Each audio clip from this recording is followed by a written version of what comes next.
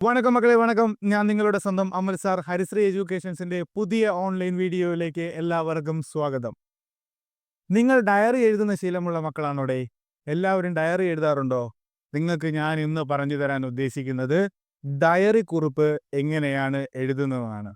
നിങ്ങളുടെ ജീവിതത്തിൽ നിങ്ങൾ സ്ഥിരമായിട്ട് എന്ത് ചെയ്യുക?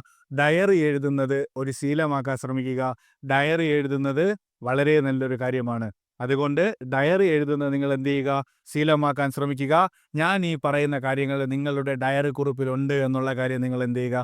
ഒന്ന് ഉറപ്പുവരുത്തുക. ശ്രദ്ധിക്കുക, നമ്മൾ ഡയറി എഴുതുമ്പോൾ ശ്രദ്ധിക്കേണ്ട ചില കാര്യങ്ങളുണ്ട്. അതാണ് ഞാൻ നിങ്ങളോട് പറഞ്ഞു തരാൻ ഉദ്ദേശിക്കുന്നത്. ഡയറി കുറിപ്പ് എഴുതുമ്പോൾ എപ്പോഴും നമ്മൾ ശ്രദ്ധിക്കേണ്ട കാര്യം, തീയതിയും ദിവസവും വലതുഭാഗത്ത് മാത്രമേ എഴുതാൻ പാടുള്ളൂ മക്കളെ. ഡയറി കുറിപ്പ് എഴുതുമ്പോൾ തീയതിയും ദിവസവും വലതുഭാഗത്ത് മാത്രമേ നമ്മൾ എഴുതാൻ പാടുള്ളൂ. രണ്ടാമത്തെ കാര്യം, ഒരു ദിവസം ചെയ്ത എല്ലാ കാര്യങ്ങളും നമ്മൾ എന്ത് ചെയ്യണം? ഡയറിയിൽ എഴുതണം. നമ്മൾ അന്നേ ദിവസം ചെയ്യുന്ന എല്ലാ കാര്യങ്ങളും ഉൾപ്പെടുത്തിക്കൊണ്ടായിരിക്കണം നമ്മൾ നമ്മളുടെ ഡയറി കുറിപ്പ് തയ്യാറാക്കേണ്ടത്. ശേഷം ആ ദിവസത്തെ എല്ലാ അനുഭവങ്ങളും സംഭവങ്ങളും നമ്മളുടെ ഡയറി കുറിപ്പിൽ ഉണ്ടായിരിക്കണം. നമ്മൾ നേരിട്ട് അനുഭവിച്ച എല്ലാ അനുഭവങ്ങളും സംഭവങ്ങളും ആ ഡയറി കുറിപ്പിൽ നിർബന്ധമായിട്ട് നമ്മൾ എഴുതണം. എന്നാൽ ഒരു കാര്യമുണ്ട്, അന്നേ ദിവസം സംഭവിച്ച ഏതെങ്കിലും സംഭവങ്ങളോ കാര്യങ്ങളോ നമ്മൾ എന്ത് ചെയ്യേണ്ടതില്ല? നമ്മൾ വളരെ ഡീറ്റെയിലായി വിശദീകരിച്ച് എഴുതേണ്ടതില്ല.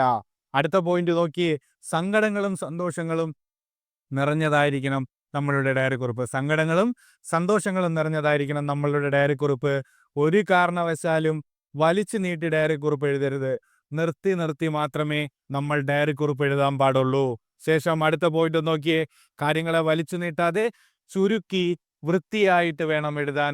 ഡയറി കുറിപ്പ് എഴുതുമ്പോൾ ഒരു സെന്റൻസ് എഴുതി നിർത്തി നിർത്തി വേണം, ഫുൾ സ്റ്റോപ്പ് ഇട്ട് വേണം എഴുതാൻ ശ്രദ്ധിക്കുക. അടുത്ത്, മറ്റൊരാൾ വായിക്കുമ്പോൾ തിരിച്ചറിയുന്ന വിധത്തിൽ സംഭവങ്ങൾ അവതരിപ്പിക്കണം. ഇപ്പോൾ എൻ്റെ ഡയറി കുറിപ്പ് നിങ്ങൾ വായിക്കുവാണെങ്കിൽ ഞാൻ എന്താണ് എഴുതിയിരിക്കുന്നത് എന്നുള്ള കാര്യം നിങ്ങൾക്ക് മനസ്സിലാവണം, നിങ്ങൾക്കത് തിരിച്ചറിയാൻ പറ്റണം.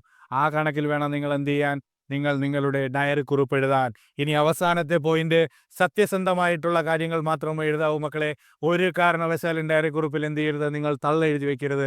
സത്യസന്ധമായിട്ടുള്ള കാര്യങ്ങൾ മാത്രം ഡയറി കുറിപ്പിൽ ഉൾപ്പെടുത്താൻ ശ്രമിക്കുക. ഡയറി കുറിപ്പിന്റെ ഒരു മോഡൽ ഞാൻ നിങ്ങൾക്ക് ഇവിടെ കാണിച്ചു തരാം മക്കളെ. ശ്രദ്ധിക്കുക, ഡയറി കുറിപ്പിന്റെ ഒരു മോഡൽ ഞാൻ ഇവിടെ കാണിച്ചു തരാം. കണ്ടില്ലേ? ഒരു സ്ക്വയർ വരച്ചിട്ട് അതിനകത്താണ് ഞാൻ എന്ത് ചെയ്തിരിക്കുന്നത്? ഞാൻ ഇവിടെ ഡയറി കുറിപ്പ് എഴുതിയിരിക്കുന്നത്. ഇതിൽ കണ്ടോ? തീയതിയും ദിവസവും വലതുഭാഗത്താണ് എഴുതിയിരിക്കുന്നത്. ഒരു കാരണവശാലും തീയതിയും ദിവസവും ഇടതുഭാഗത്ത് എഴുതരുത്. ഒരു കാരണവശാലും നമ്മൾ ഇടതുഭാഗത്ത് എഴുതരുത്, വലതുഭാഗത്ത് മാത്രമേ എഴുതാവൂ. ശേഷം നടന്ന സംഭവങ്ങൾ താഴെയായിട്ട് വിവരിക്കുക. വേറെ ഒന്നുമില്ല മക്കളെ. ഡയറി കുറിപ്പ് എഴുതുന്നത് ഇത്രയേ ഉള്ളൂ, ഇത്ര മാത്രമേ ഉള്ളൂ. വളരെ എളുപ്പമാണ്. നിങ്ങളുടെ എല്ലാവരുടെയും ജീവിതത്തിൽ ഡയറി കുറിപ്പ് എഴുതുന്നത് ഒരു ദിവസേനയുള്ള ശീലമാക്കുക.